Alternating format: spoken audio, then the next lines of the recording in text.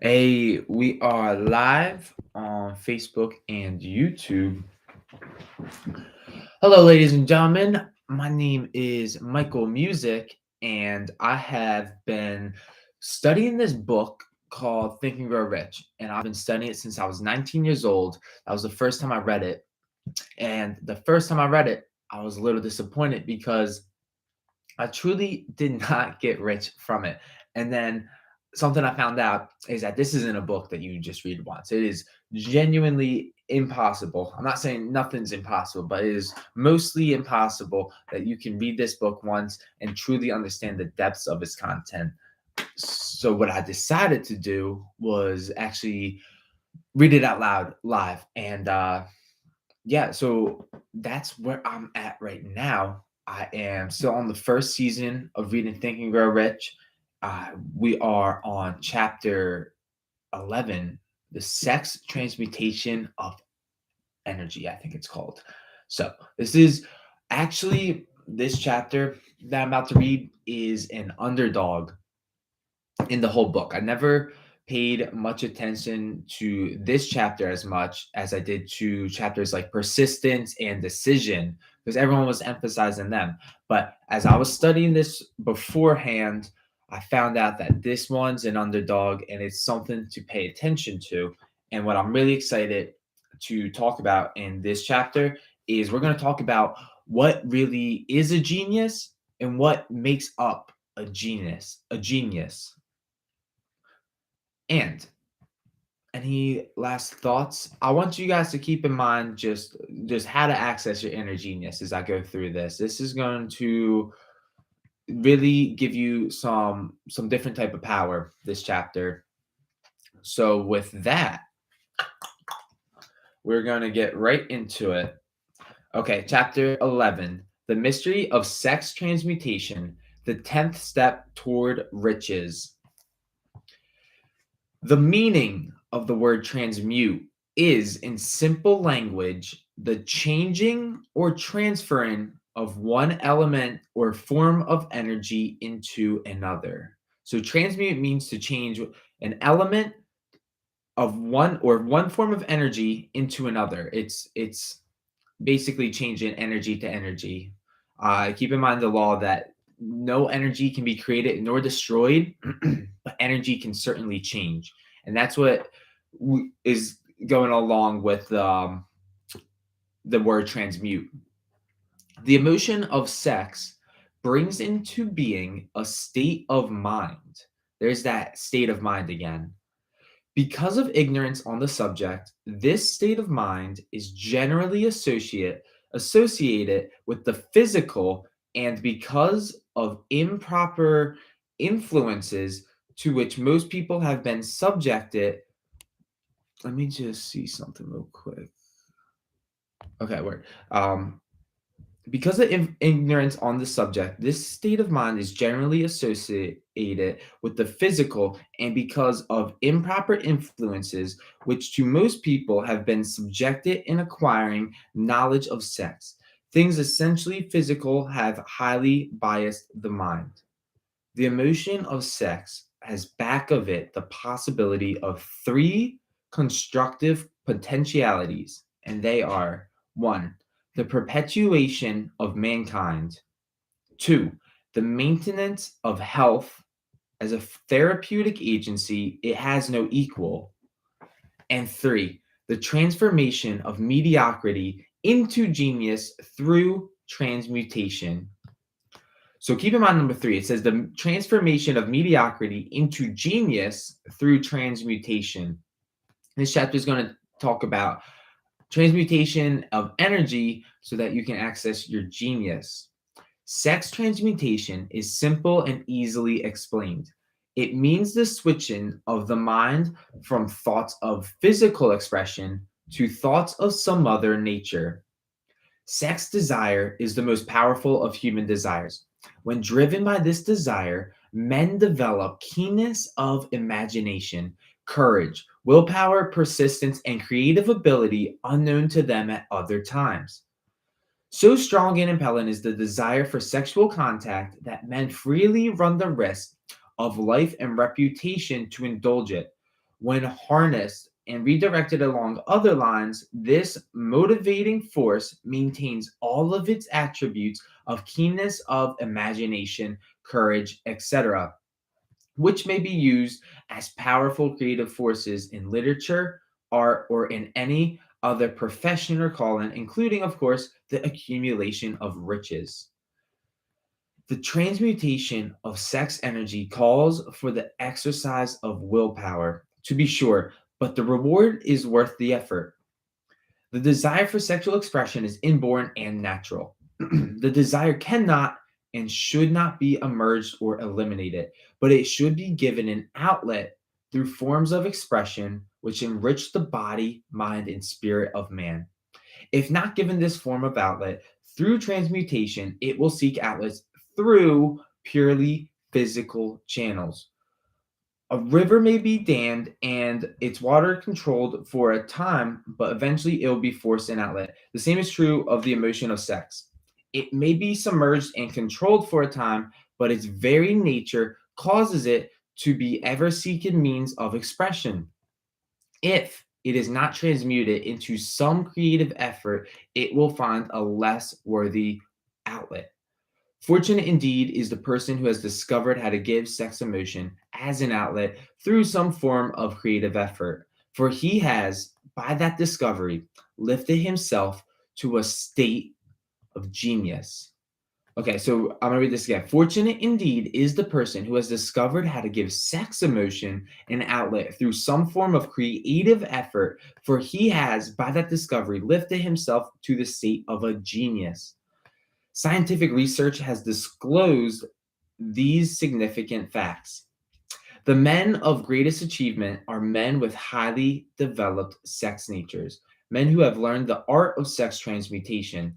Two, the men who have accumulated great fortunes and achieved outstanding recognition in literature, art, industry, architecture, and the professions were motivated by the influence of a woman. The research from which these astounding discoveries were made went back through the pages of biography and history for more than 2,000 years.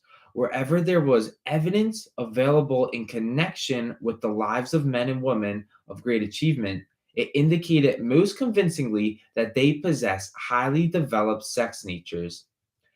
The emotion of sex is an irresistible force against which there can be no such opposition as in an immovable body.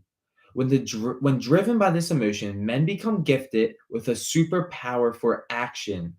Understand this truth, and you will catch the significance of the statement that sex transmutation will lift one to the status of a genius.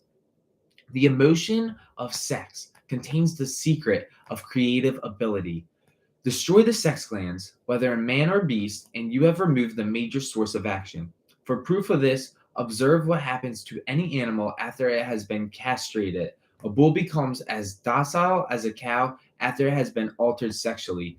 Sex alteration takes out of the male, whether man or beast, all the fight that was in him. Sex alteration of the female has the same effect.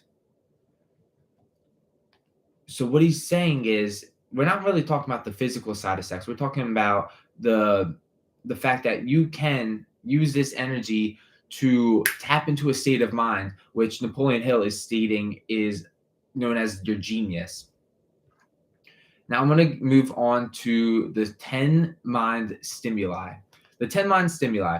The human mind responds to stimuli through which it may be keyed up to high rates of vibration, known as enthusiasm, creative imagination, intense desire, etc. The stimuli to which the mind responds most freely are 1. The desire for sex expression, 2. Love, 3. A burning desire for fame, power, or financial gain, money. 4. Music. 5. Friendship between either those of the same sex or those of the opposite sex. 6. A mastermind alliance based upon the harmony of two or more people who ally themselves for spiritual or temporal advancement. 7. Mutual suffering, such as that experienced by people who are persecuted. 8. Autosuggestion. 9. Fear. and 10, narcotics and alcohol. So those are the 10 mind stimuli. Now, the desire for sex expression comes at the head of the list of stimuli, which most effectively step up the vibrations of the mind and start the wheels of physical action. 8 of these stimuli are natural and constructive, 2 are destructive. The list is here presented for the purpose of enabling you to make a comparative study of the major sources of mind stimulation.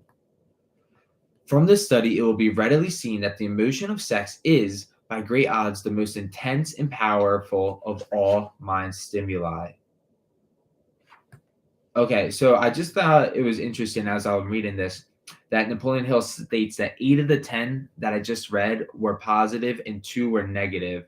I want to read them again real quick because I really want you to keep this in mind because something is hitting me about this. So this is the 10 mind stimuli. 1, desire for sex expression. That's at the top of the list. 2 is love. 3 is a burning desire for fame, power, or financial gain, as in money.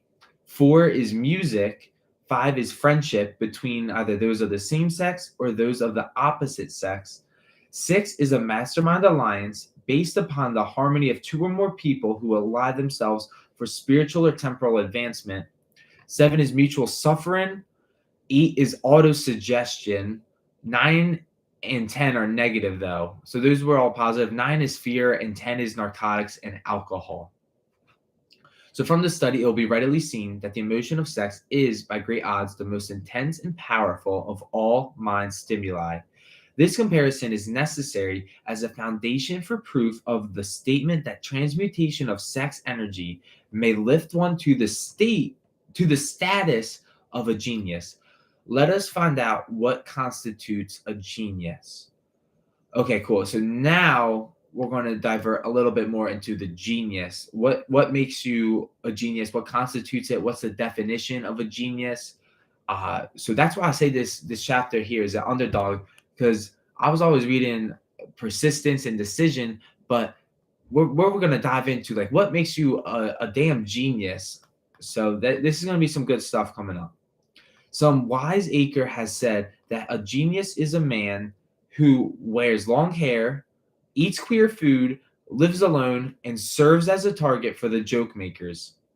However, a better definition of a genius is a man who has discovered how to increase the vibrations of thought to the point where he can freely communicate with sources of knowledge not available through the ordinary rate of vibration of thought. I'm going to repeat that. And I definitely want to ask you guys questions about it because this is a definition. I don't know if I truly understand yet, but I have experienced this before. So let me get back to the definition. It says a better definition of a genius is a man who has discovered how to increase the vibrations of thought to the point where he can freely communicate with sources of knowledge not available through the ordinary rate of vibration of thought. So genius is someone who is in the state of mind that is vibrating so high that they can receive other thoughts that they attract that you can't normally receive when you're operating at your baseline level. That's what Napoleon Hill is saying a genius is. Now I'm going to keep reading. The person who thinks will want to ask some questions concerning this definition of a genius. The first question will be, how may one communicate with sources of knowledge which are not available through the ordinary rates of vibration of thought? And the next question will be, are there known sources of knowledge which are available only to genii? And if so, what are these sources? And exactly how may they be reached? We shall offer proof of the soundness of some of the more important statements made in this book, or at least we shall offer evidence through which you may secure your own proof through experimentation. And in doing so, we shall answer both of these questions. So keep the questions in mind. How can you communicate with sources of knowledge above the ordinary rate of thought? And will these sources of knowledge that you're communicating with that are above the ordinary rate of thought, will they give you thought waves or thought blocks or whatever they give you? Will that be different that is only accessible to the person that achieves this state of vibration. Okay, now I'm going to read.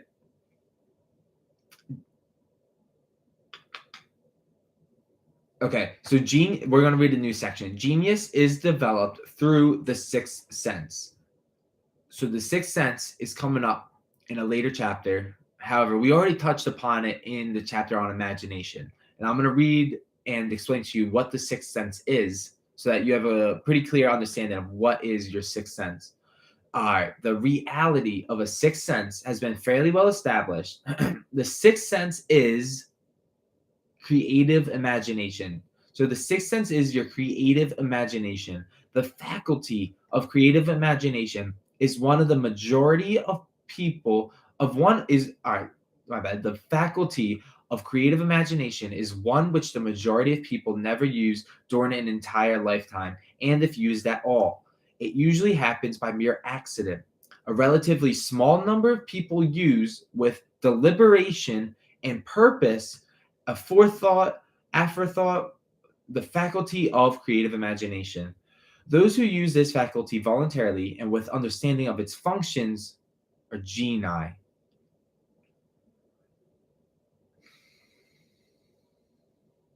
Okay, so Napoleon Hill, what I'm getting from it, correct me if I'm wrong, but he's saying that the true genii, the geniuses, the whatever the plural word is for genius, they use their sixth sense voluntarily.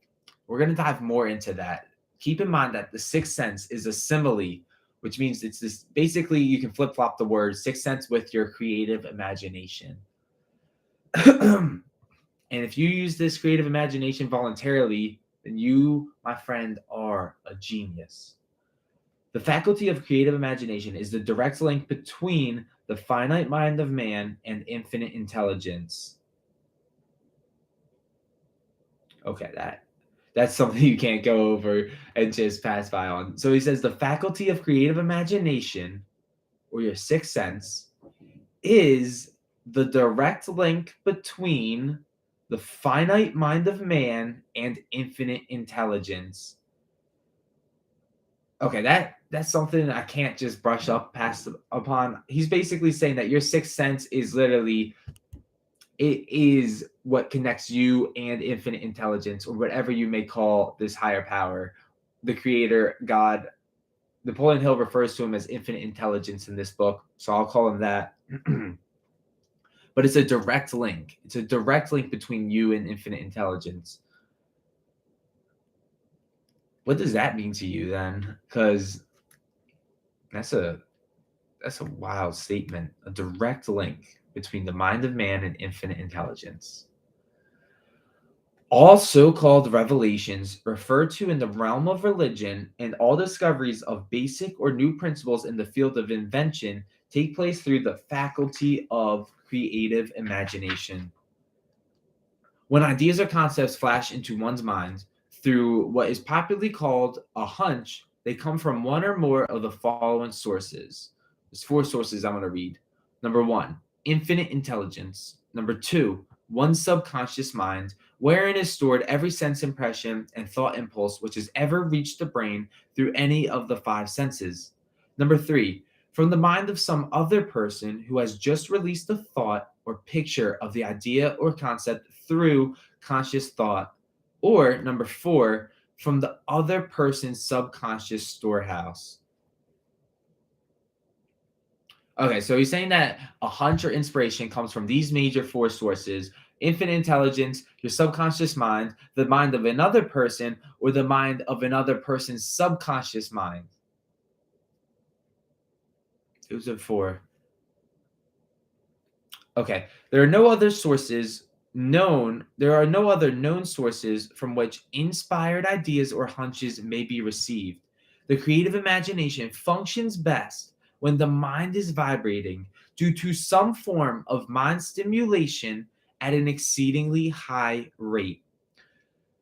So we went over the 10 mind stimuli. I really do want you guys to keep those in the back of your head. Maybe go back in this video and write them down. And he's saying that the creative imagination functions best when the mind is vibrating due to some form of mind stimulation at an exceedingly high rate. That is, when the mind is functioning at a rate of vibration higher than ordinary normal thought. So, really focus on these mind stimuli, see which one serves you best, and that's probably where you'll be able to start accessing the sixth sense that you have. Okay, so I have this next paragraph started, so I'm going to read this slowly.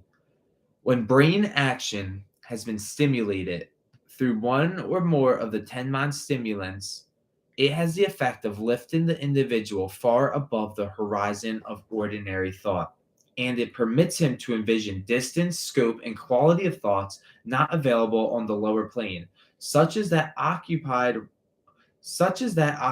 while one is engaged in the solution of the problems of business and professional routine.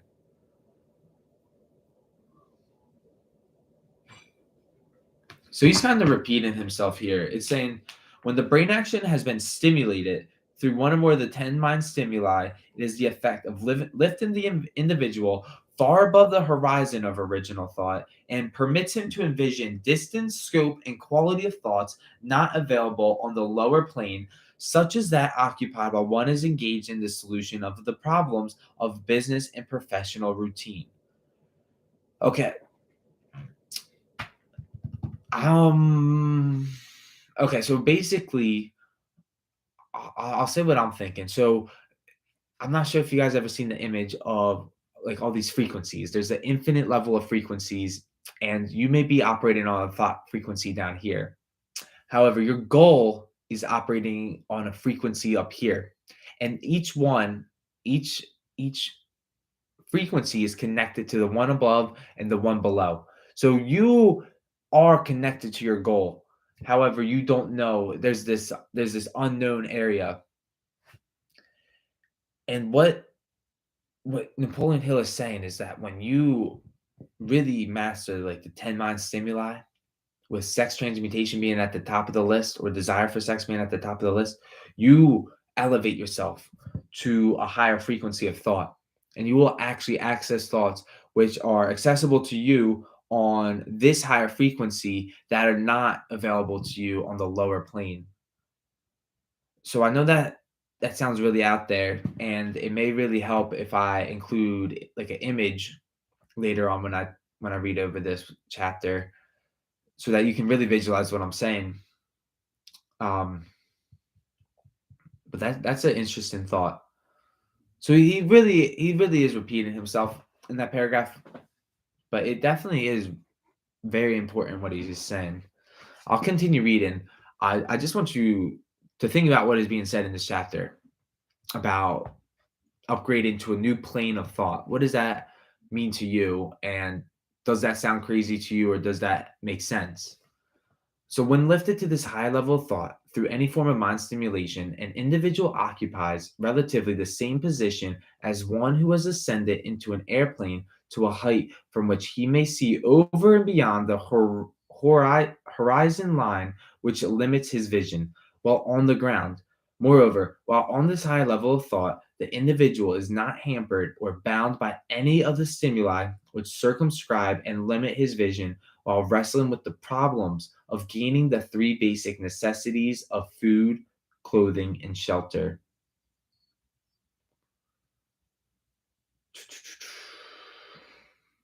Okay, so in the first part of this paragraph, he's saying that like a good metaphor for this is when you are on this high level of thought through mind stimulation, you're basically it's almost like you're in an airplane and you can really see over the all the little roads, the hills, the mountains, the traffic lights, all that BS. You can see over all that, and you really have like your vision. Like when you're in an airplane, if you're looking out the window, you can see far, far further than when you're on the ground. So that's what the metaphor is. And he continues on to say that while on this high level of thought, the individual is not bound by any of the stimuli which circumscribe and limit his vision while wrestling with the problems of gaining the three basic necessities of food, clothing, and shelter. He is in a world of thought in which the ordinary workaday thoughts have been as effectively removed as are the hills and valleys and other limitations of physical vision when he rises in an airplane. Okay, so that's funny. He actually said the airplane metaphor. I was getting antsy, I guess. So while on this exalted plane of thought, the creative faculty of the mind is given freedom for action. The way has been cleared for the sixth sense to function. It becomes receptive to ideas which could not reach the individual under any other circumstance. Or in the airplane. That's what I'm thinking he's saying. You have to be on that. I don't know how to explain dimensions or planes or any of that, but apparently you have to be literally, your mind has to be operating on a. Just keep in mind, like, if you never really had like hunches or inspirations come in a while, at least, it's because you're operating down here. When you gotta focus on the 10 mind stimuli to be operating up here. Interesting.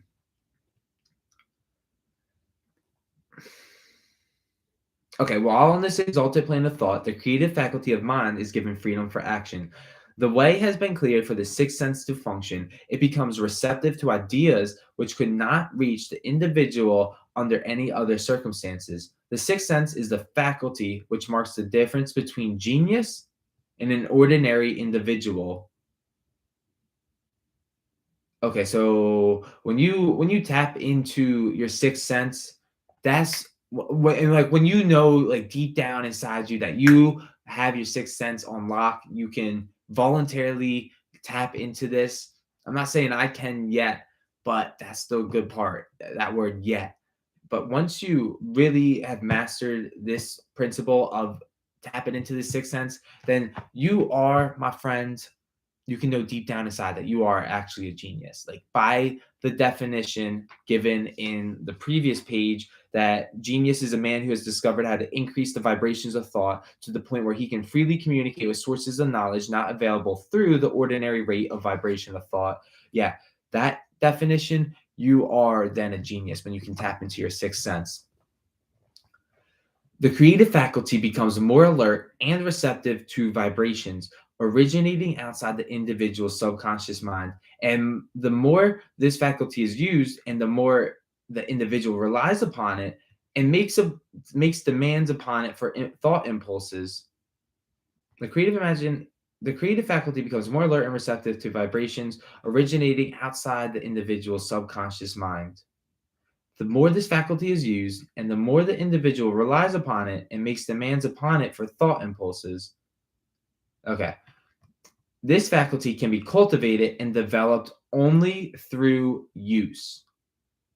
So, just gotta say, me reading this, even this is to myself, me reading this, knowing all these definitions about what a genius is and the sixth sense being the creative imagination, doesn't mean that I will become a genius. It can be cultivated and developed only through use.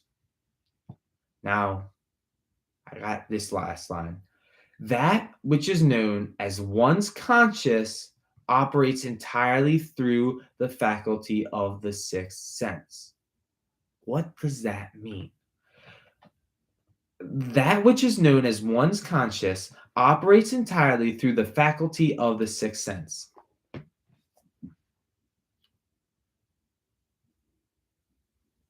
That which is known as one's conscious operates entirely through the faculty of the sixth sense.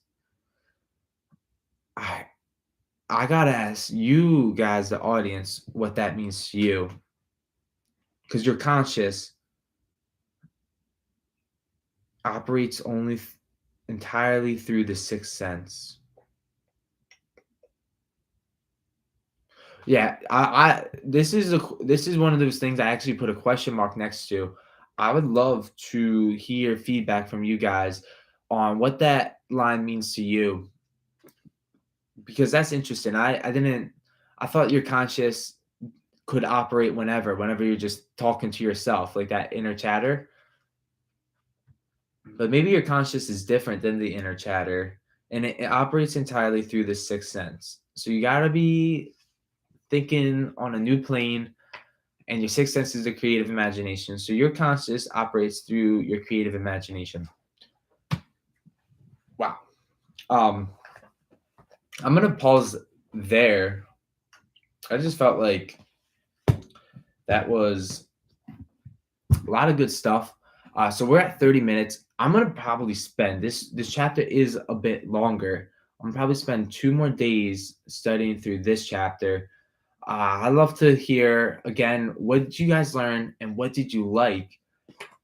What stuck out to you? What did you learn that was new about what the definition of a true genius is? And do you now kind of have a better understanding of how to stimulate your mind to access that state of the genii? What else? So I'll just say that I learned what the definition of a genius was. Reading that today, I learned that the definition of a genius is someone who can elevate their state of mind to a higher state that's vibrating so high that you can actually attract blocks of thought from sources that you couldn't attract to when your mind was operating at a baseline level. That was something I learned. And I liked that even at the age being as young as I am right now, that I can be a genius. I like that idea because let's face it, these 13 principles all go hand in hand with one another. So they're gonna really help you get into that. I liked learning about the 10 mind stimuli. There was 8 of them that were positive, 2 of them were negative, and then 2 negative ones was fear and then narcotics and alcohol.